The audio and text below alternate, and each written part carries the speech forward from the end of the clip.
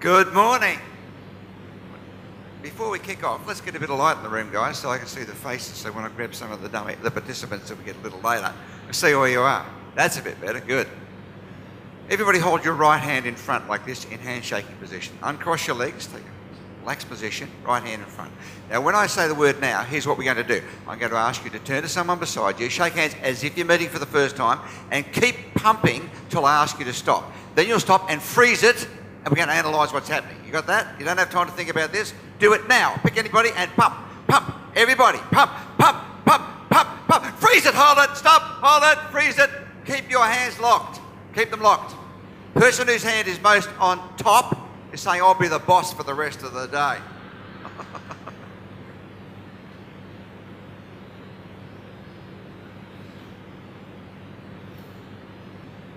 Now, when you meet people for the very first time, the first 4 minutes of meeting a new person, you decide pretty much 80% of your attitude about it, don't you? In fact, it's over 80%. You decide in the first 4 minutes of meeting somebody whether you're going to give them a fair go, a fair hearing, or whether you're going to reject them. And the first thing that's likely to happen is this thing called a handshake. And I'm going to try a couple of the front row here. You get 1 to 3 feelings when you lock hands with people. The first feeling is, that feels pretty good. Actually, I think you and I will get on pretty well. I think we could do business together. I think we're going to get on well. That was a good one. Let's try a second one. Okay. Just check my cash, see if it's still all there. Yeah.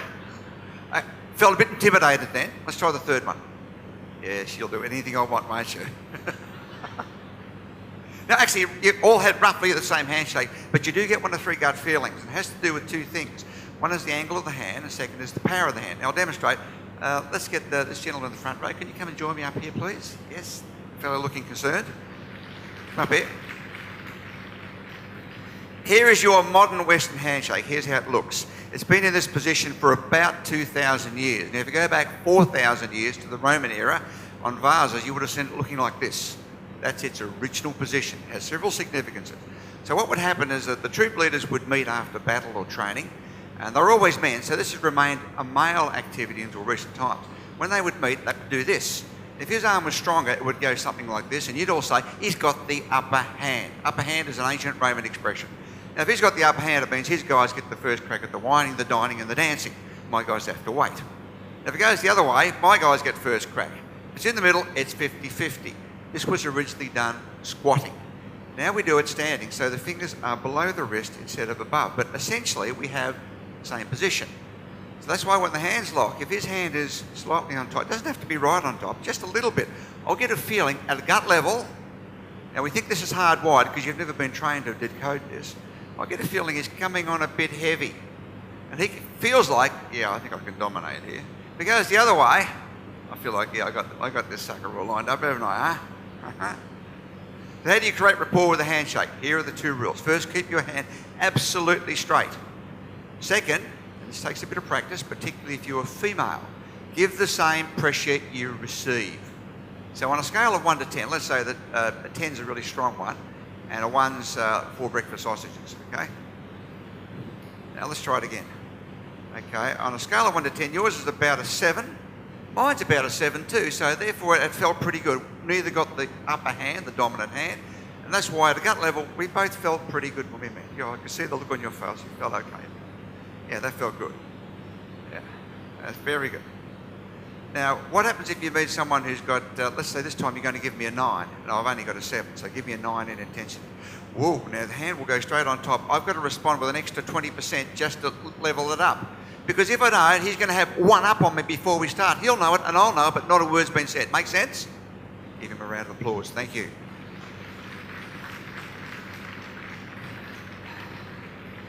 Now, there are more connections between your brain and the palm of your hands than any other body part. Did you know this? More connections between the brain and the palm of the hands, including men, ladies, than any other body part.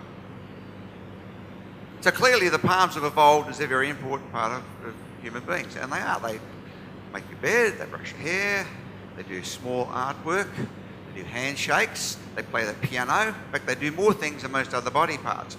But here's my question to you. When you're dealing with people where you want to persuade them, convince them, get them on side, you want to get them to say yes to whatever you're proposing, whether it's that job or that date, or just to get your idea and accept it, where are your palms as you're talking?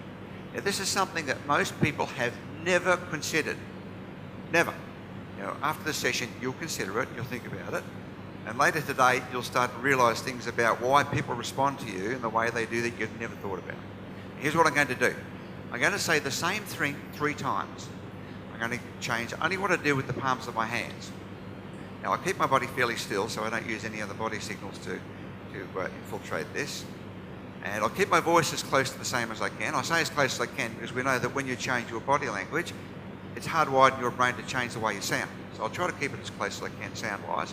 And I'll use exactly the same words, same instruction 3 times. Now, your task is to decide, do you accept what I'm saying? Do you want to do it, or do you reject me? Do you want to fight me, or do you want to go along with it? You want to say yes or no. That's all you've got to do. Okay, we're clear on this? Here we go. First instruction. Now, don't do this, just imagine this is what we're going to do.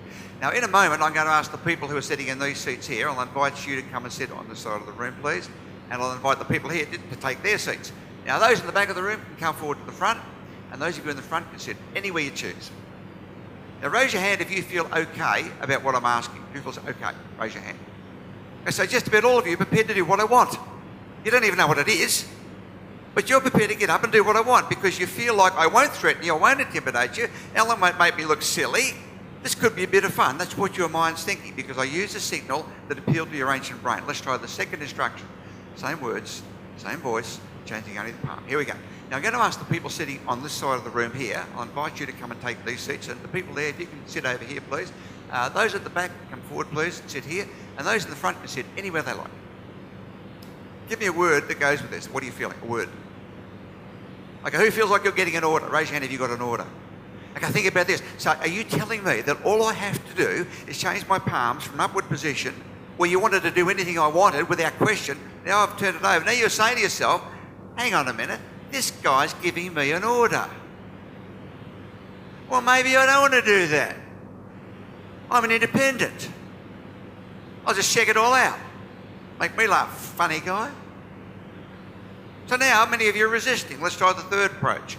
Now I'm going to ask the people sitting in these seats here, if you can come and sit over this side of the room, please, and those in those seats can sit here. At the back of the room, if you can come forward, please, sit here. And those in the front can go anywhere you like. Now give me a word that goes with this, a word. Not a gesture, a word. I guess that was a word. What are you feeling with this? Well, this is more than an order. This is a directive. You have no choice, and you're an idiot.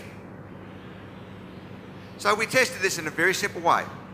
We've got an audience to sit in a room like this. We've got a speaker to present a proposal. It took around 20 minutes. They had to convince the audience to go along with the proposal. But the speaker was instructed to do the same thing 3 times with 3 audiences, same demographic. We just changed the audiences. Now, the first time the speaker spoke, primarily using palm up position, like this. So that was the way the proposal would work. And here's the bottom line. It would work for you, sir. It would work for you, ma'am. It would work in Australia. It would work in America. It would work, and that's the way they did it for the first proposal. We moved that audience out, put in a second audience now. Same presentations given to the same demographic audience now, but a different audience using palm down. Here's the way the deal works. There's the bottom line. It would work for you. It would work for you. It would work in America. It would work in the United States and in Iceland.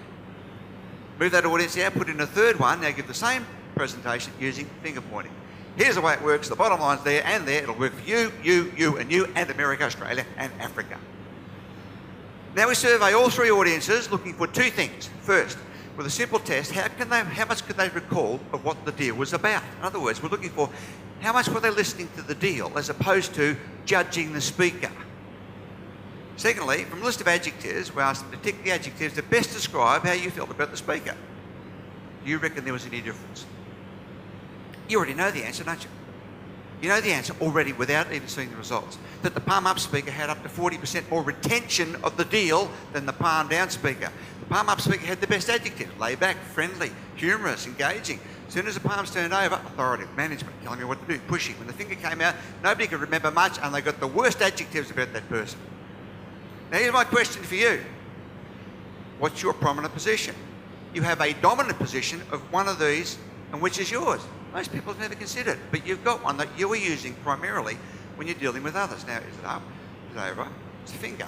Now, we know the palm down, historically, is a power signal. There's more power, in fact, 4 times more power in your hands facing down than up. Think of famous examples like Adolf Hitler. The Nazis salute when Hail Hitler. And it frightened everybody. How would he have gone if he had gone, Hail Hitler? Nobody's going to follow Hail Hitler. That's scary. That's submission. Now, here's the good news about this, that you can change and modify your hand signals with a little practice. Now, when you first start to do this, what happens if later today or tonight you suddenly discover you're a finger pointer? Like you're talking to a few of your friends that are here and you've forgotten all about it, and you're talking and they're watching, looking at your hand. And there it is, hitting these silly idiots on the head, knocking them into submission. Now, the thing about body language, it's an outward reflection of your emotional condition. All body language shows is how you're feeling. Whatever attitude or emotion you're feeling is likely to be reflected in a gesture, movement, or posture. Now, the reverse is true as well. If you intentionally take certain positions or postures, then you'll start to feel the emotions that go with it. For example, everybody copy this. It's like a form of praying, just lightly tap it back and forth. Now, put a little smile on your face. No teeth. Call out your attitude. How do you feel when you do this? Yeah, you're hatching a good plan, aren't you? You're pretty smart. You are in charge. In fact, the word that goes with this is confidence. If you're feeling confident, like, I know what I'm talking about, I'm in charge, I'm an expert. This is one that may appear, you may unconsciously use it. But if you intentionally use this in situations where you feel intense or nervous, it does two things. First is, when you intentionally take the gesture as you just did, you start to feel more confident, in charge. Charge my emotions. Importantly, the person who sees you do it, it's a feeling. You seem to know what you're about. You know what it was? You know, when I first met that guy or that woman, they just seemed to have a confident attitude. Well, no, they were probably intentionally doing it to create that, to reassure themselves and to make you feel good. Fake it until you make it. Now, if you keep on doing this as part of your repertoire, eventually you will constantly, when you do this, you will feel confident about what you're talking about, even when you don't. So you can go into politics.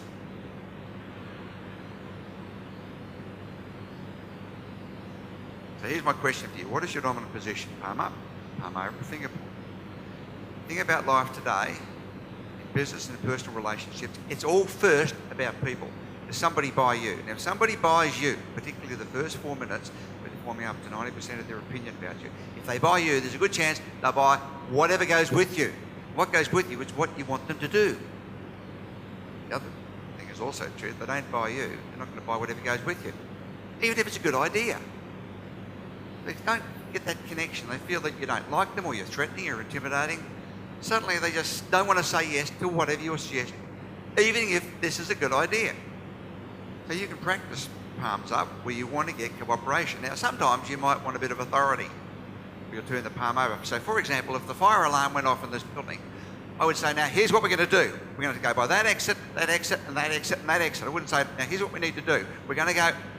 Because it'd be every man for himself if I did this. So by intentionally practicing positions, suddenly with the palm up, you'll find that people start feeling like they're drawn to you. In fact, as we've been talking, I've been drawing you to, I've been doing the Obama hug. We want to help the American people. We want you to come here.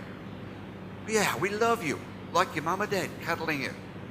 Like I think of his predecessor, he said, we want to help everybody. We want to help you, and you. Body language is an outward reflection of emotions. If you intentionally take certain positions and practice them, it suddenly changes how people perceive you, and it changes your own physiology. You start to feel different about yourself. And that's the great thing about it. You can do things on purpose, which gives you a greater chance of getting a yes to the job, the proposal, to the idea, to the date, or better.